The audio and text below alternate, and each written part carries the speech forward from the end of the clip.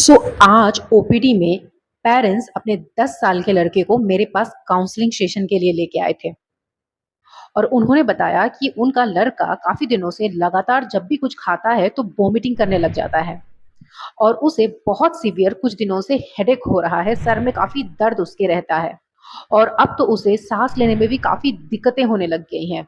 उन्होंने सारे डॉक्टर्स को दिखा दिया है और सारे रिपोर्ट्स नॉर्मल आ रहे हैं। और अब तो बच्चे के बिहेवियर में भी काफ़ी बदलाव नज़र आने लग गए हैं। बच्चा डरा रहता है, सहमा रहता है और वो बार-बार कहता है कि पड़ोस के लोगों ने उसके ऊपर काला जादू कर दिया है और उसे ऐसा फ़ील होता है कि उसके पीछे कोई खड़ा है।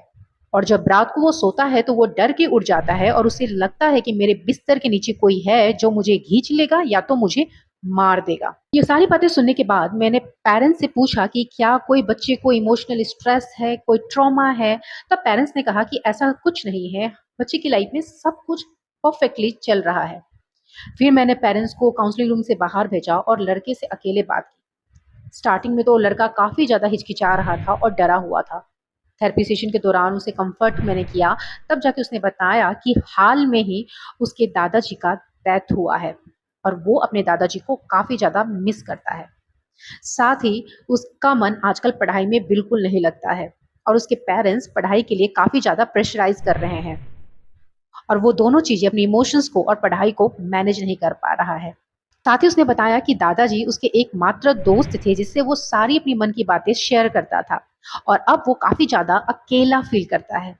तो बेसिकली ये जो केस था, यहाँ पे बच्चे को डिसोसिएटिव डिसऑर्डर था और डिसोसिएटिव डिसऑर्डर में ये होता है कि इमोशनल स्ट्रेस की वजह से हमारे बॉडी में अलग-अलग तरह के सिम्पटम्स दिखाई देने लगते हैं। यानी कि रिपोर्ट्स तो नॉर्मल आते हैं, पर प्रॉब्लम शरीर में नहीं, मन में रहता है। बेसिकली बहुत सारे लोगों को इमोशनल स्ट्रेस की वजह से या ट्रॉमा की वजह से दिखाई देना बंद हो जाता है, चक्कर आने लगते हैं, सुनाई देना बंद हो जाता है या वॉमिटिंग होने लगता है और ऐसे लोग बार-बार लगातार अपना टेस्ट करवाते हैं, डॉक्टर के पास जाते हैं पर उनका रिपोर्ट नॉर्मल आता है। तो आप अभी नोटिस कीजिए कि क्या आपने कभी ऐसा कोई केस देखा है या आपके साथ कभी ऐसा हुआ है?